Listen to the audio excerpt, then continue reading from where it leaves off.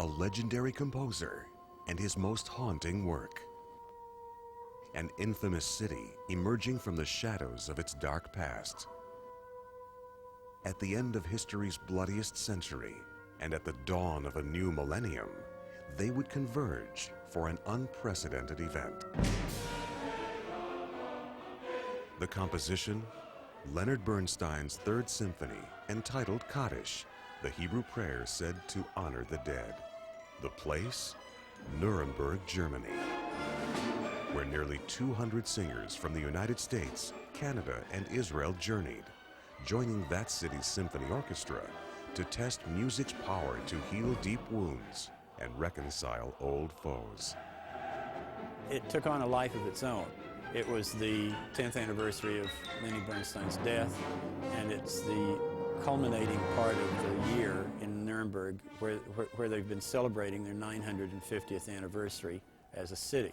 The Jewish community in Nuremberg is reinvigorated. There are almost 900 people here. They have a new synagogue. And the concert hall, the Meistersinger Hall, is built literally over the rubble of the Luitpold Arena, which was the first arena Hitler built for Nazi party rallies. Well, ladies and gentlemen, welcome to the trip to Theresienstadt. For many of the singers, Jewish or not, this trip was more than just a musical journey. It was a chance to travel through time and memory to places whose names had become synonymous with terror and despair.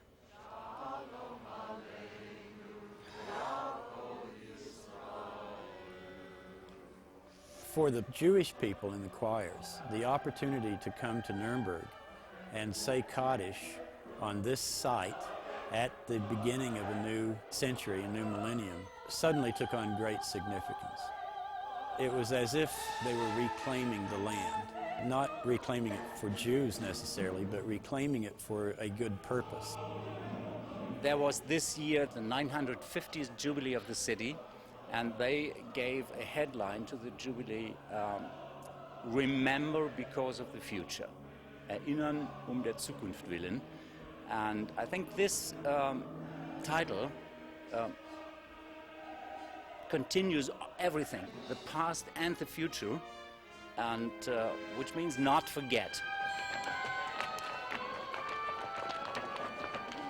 The stage director, Peter Teneuro, has done a really fascinating, wonderful job in making it more than just a concert. Bernstein didn't call for staging, but of all composers, his music lends itself to that because he was so theatrical.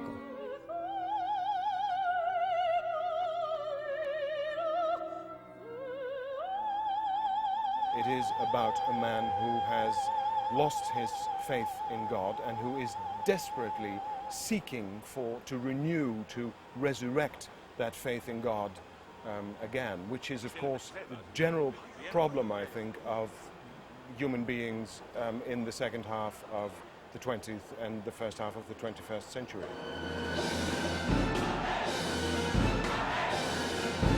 Amen! Amen! Hast du das gehört, Vater? Schlamma, Rabba, möge unendlicher Friede auf uns herabkommen. Amen! After Nuremberg, it is hardly possible to believe in a God, but still we want it, we desperately need it, and we seek to renew our faith. I think at the end, as soon as we finished saying Amen at the end of the concert, I just thought, oh my God, I just sang the Kaddish, where Hitler used to have rallies. And that's incredible.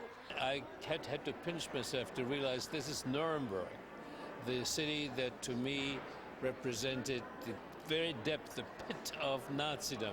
Nuremberg was a name that filled us with terror. I wanted the German audience to understand the text not only with their ears, but with their heart, with their bellies, in their mother tongue.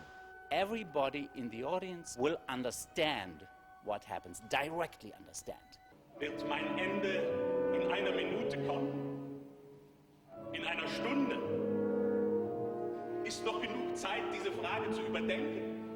We cannot do it in English. So everybody is looking in his program and trying to get the line where he's just on and forget it.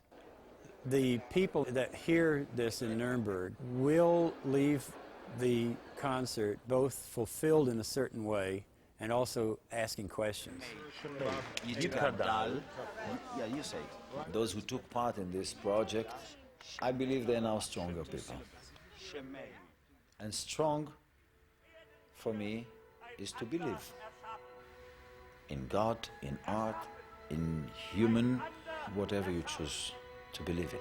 Leiden und einander aufs Neue erschaffen.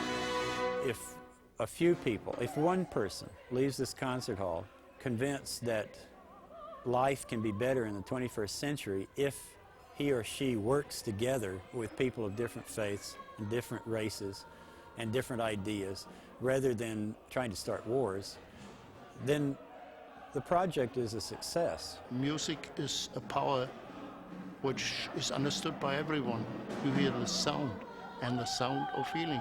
To me, it was the sound of purging, the driving out the evil and restoring it with something else.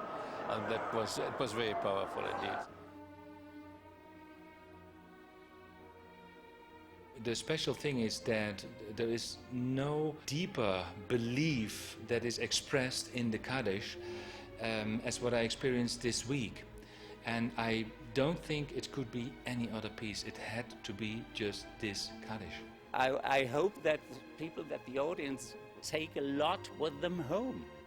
This is a story about faith and remembrance, about beauty and horror, about anguish and triumph.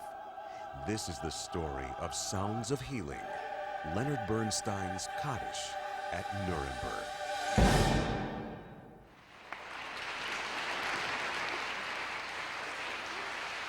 I don't know, I'm not so idle to think that we can change the world, but we have to start somewhere.